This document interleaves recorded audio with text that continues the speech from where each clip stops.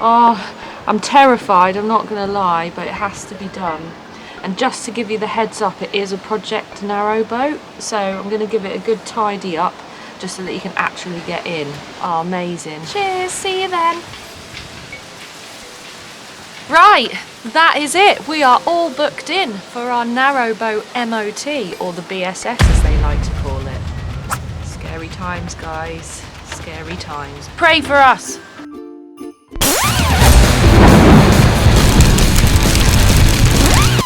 So we've got the scariest week ahead so far on the narrowboat. Bex has finally booked in the narrowboat's BSS. Do you guys think it's going to pass? Comments down below. I don't think it will. Bex thinks it will. So I'm hopeful. So it's 50-50 on here, guys. We're not going to hold it against you. For those that have been following us these past months, you'll be aware that we've been sorting out the hot water on the narrowboat.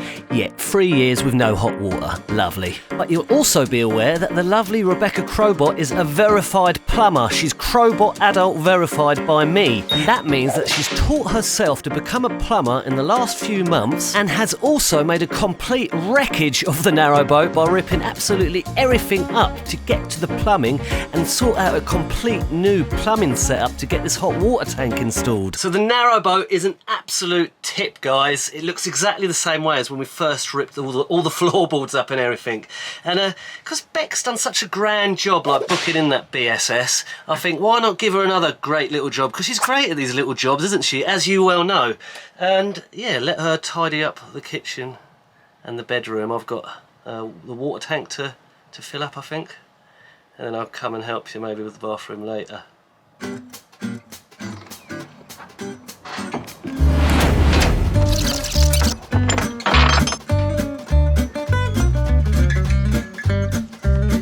Right, guys, the narrowboat has become so chaotic. I think it's about time I'm going to have to do a bit of tidying up. Now that I've run all the pipe work, it should give me the space to be able to put things back a bit more.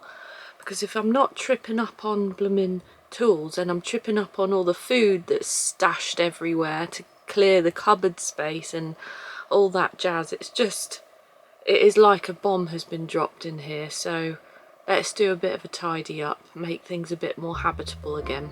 Reels of pipe there, Mr. Titan, food, massive pile of tools. Like, there's barely any floor space anywhere to even walk through without tripping up on something. Guitar for downtime. And into the kitchen. There is not like a square inch of space anywhere really.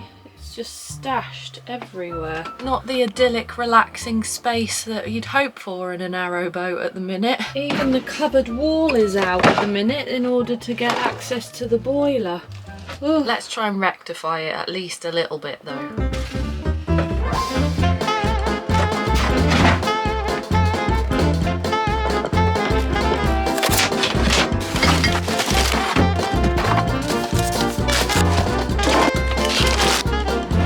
Make this process even harder, summer has decided to arrive, and so it's absolutely bloomin' boiling on board.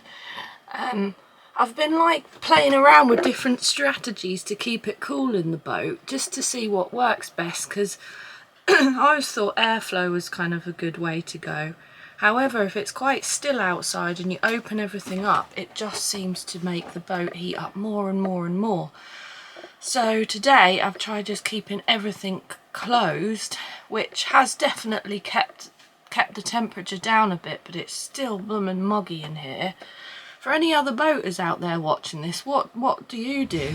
Right, time to get my awkward piping cupboard reinstated and shove everything back in there before I melt. Oh, a little bit of Jim Beam just on the bottom there, along with the massive amount of alcohol on the top shelf that we seem to have accumulated.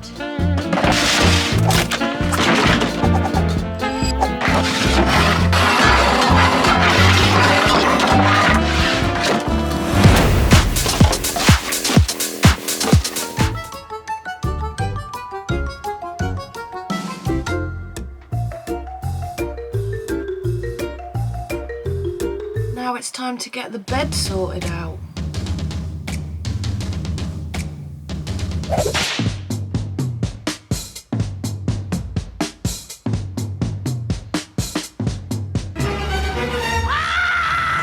will be happy. Look what I just found crawling on the mattress.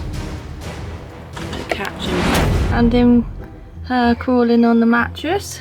I don't know if you can see her. Little false widow. So I'm just going to go and relocate her somewhere.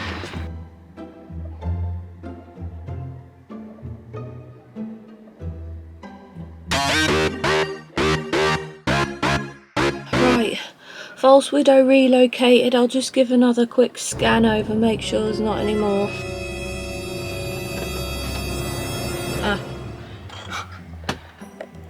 Why, yes, there is another one. I'm just gonna freak out now, I'm sorry. He's living down in that little hole. I'm gonna have to try and encourage him out. Chris will be well chuffed with that.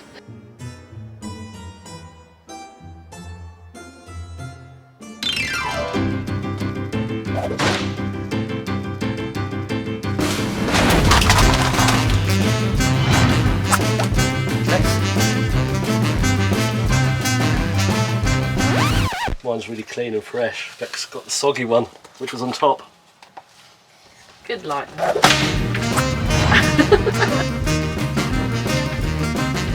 So I suggested it would probably be a pretty good idea to start getting some of these wall panels that Beck's ripped off like a few years back on, because it just looks better, don't it, for the BSS. You're such a porky pie teller. I said to do that. Yes, no, you are correct though.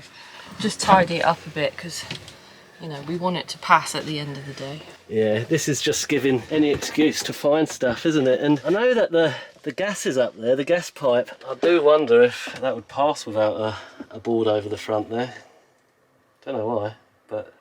Well, it's free and easy over there, so it should be fine. It doesn't have to be boarded in. Well, it might not have the right... I don't know, I'm waffling, but... Okay, let's get our masks on at the hottest day of the year and get sweaty. Okay. Just wondering the best way to do... Bex has decided that she wants to be the one to go in and put it back while I stand here. To be honest, like, it's probably a little bit easier. There's very little room and I'm a tiny bit smaller. I think before we start on with that, like, some of the battening that sort of the wall panels screw onto is a bit loose and wobbly, so I think it needs a bit of reinforcing first. So, like, there's not much for it to hang to screw into, does it? Is there? Yeah. I think it needs a bit of a runner along the bottom, to be honest, because that's just floating. I think we need to do that first, actually.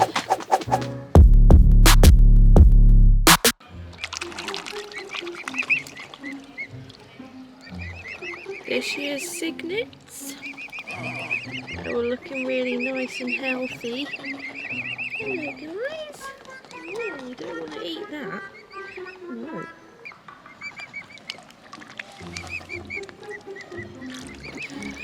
Right guys, so I'm going to crack on making the frame for the bathroom wall that I mentioned earlier. So I'm thinking I'm going to run a batten along the floor all the way across the room so that these battens can attach into it and create more of a stable kind of framework. So I just need to measure the width of the room and then go and have a rummage in my massive wood pile to see if I've got anything that'll work. Also, just spotted this amazing dragonfly.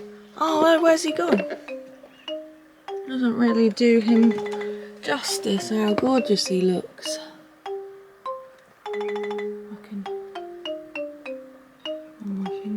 Okay, we're talking about 63 inches, so let's go see what we can find. I reckon there's going to be something hiding in here that's useful. Reckon this one might do the trick. Whoops. Okay, so she comes in at 56 inches, so I'll just find another wee little bit to carry on the line. And yeah, gonna get it pre-drilled up and ready to screw into the floor. So I noticed that this batten is really wobbly and is basically barely attached to anything at the minute. So I've just taken out this bit of wall panel and I'm just going to quickly screw down to secure that a bit better so that I can carry on making my frame for the rest of the wall.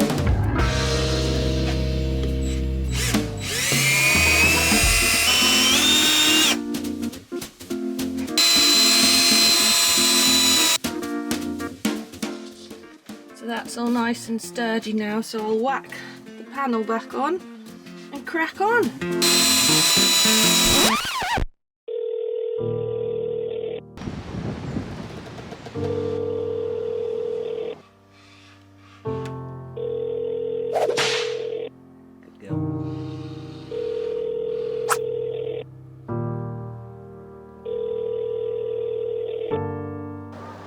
Hi, is that Dan?